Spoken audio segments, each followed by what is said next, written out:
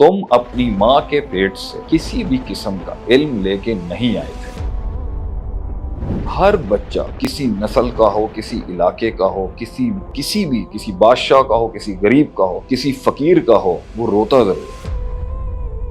वो डिजाइन बैठा हुआ है जो अल्लाह ने उसको डिजाइन किया, और रोना उसकी बेसिक डिजाइन का पार्ट है। इंसान ने करना क्या है, बनाया किस लिए, ये मशीन पहले से ही प्रोग्राम्ड है। लीव इट और टेक इट, कुफर करो या शुक्र करो, ईमान लाओ या ना लाओ, ये तुम्हारा फैसला है।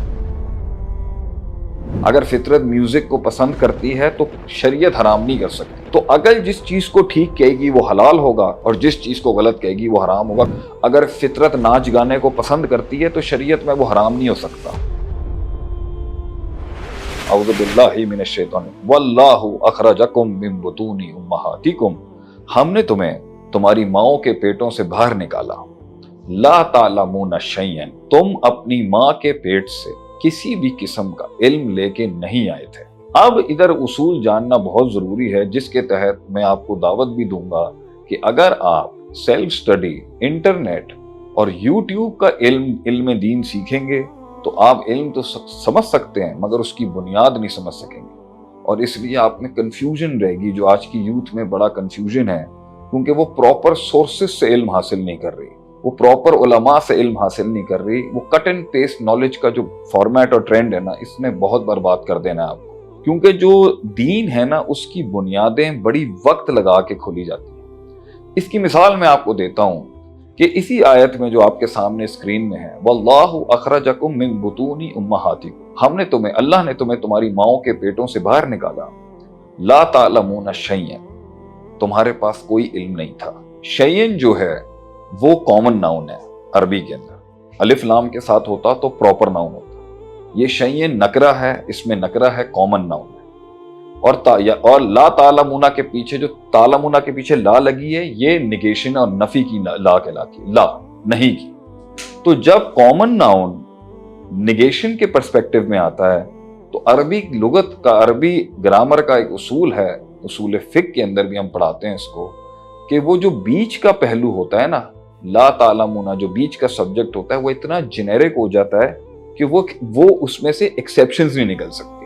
यानी ये नहीं कहा जा सकता कि बाज लोगों को इल्म मिल जाता है माँ के पेट से और बाज को नहीं मिलता, क्योंकि आजकल की कुछ रिवायतें हैं कि कोई माँ के पेट से ही सीख के आ गया, कोई माँ के पेट से कुरान हिफ्ज करके आ गया, कोई माँ के पेट से ही अल्लाह का वली बन के आ गया। ये आयत निगेट करती है उस पर्सपेक्टिव को कि अल्लाह फरमाता है माओं के पेटों से तुम्हें निकाला, किसी भी किस्म का इल्म स्टैब्लिश नहीं था तुम्हारे, तुम कोरे आए थे।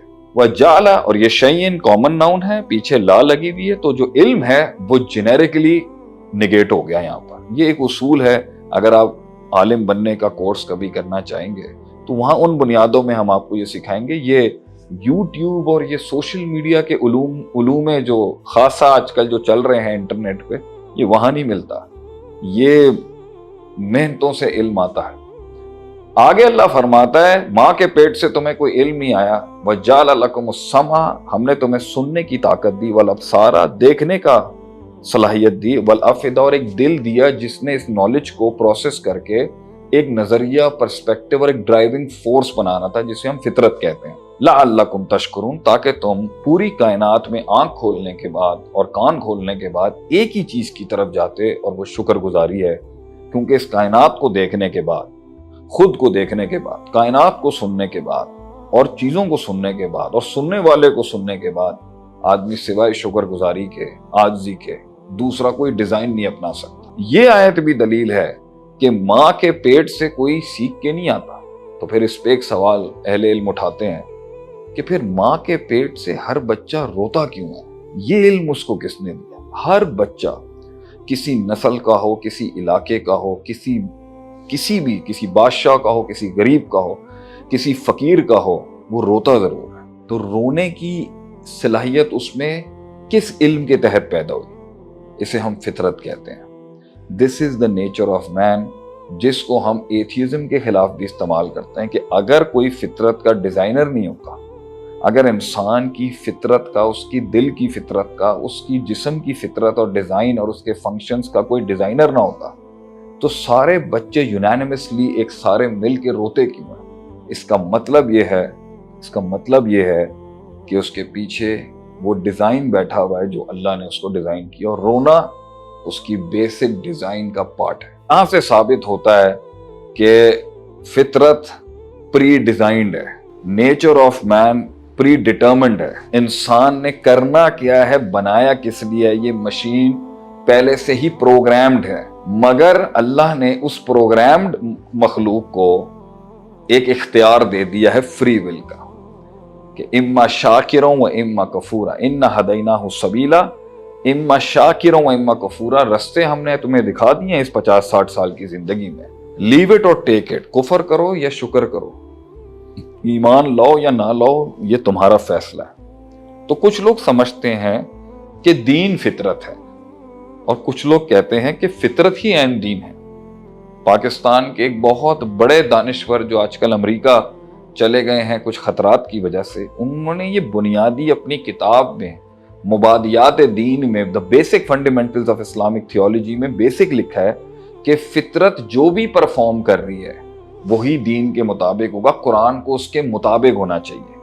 اگر فطرت میوزک کو پسند کرتی ہے تو شریعت حرام نہیں کر سکتی، اگر فطرت ناچ گانے کو پسند کرتی ہے تو شریعت میں وہ حرام نہیں ہو سکتا، اگر فطرت جو ہے وہ مرد سے محبت کر سکتی ہے تو L G B T Q کے خلاف قرآن کا فتویٰ نہیں آ سکتا۔ لوط علیہ السلام کی قوم کی تفسیر اس کے مطابق کریں گے جو فطرت کر رہی ہے، اس واقعے سے فطرت نہیں بدلیں گے، قرآن سے فطرت نہیں بدلیں گے، فطرت کے مطابق قرآن کی تفسیر ہوگی۔ یہ اصول ہیں بعض لوگوں کے۔ اور اسی طریقے سے آج سے 1250 سال پہلے اور 1300 سال پہلے ایک فرقہ آیا تھا، اس کا نام تھا معتزلہ، معتزلائٹس کہتے ہیں جن کو انگلش میں۔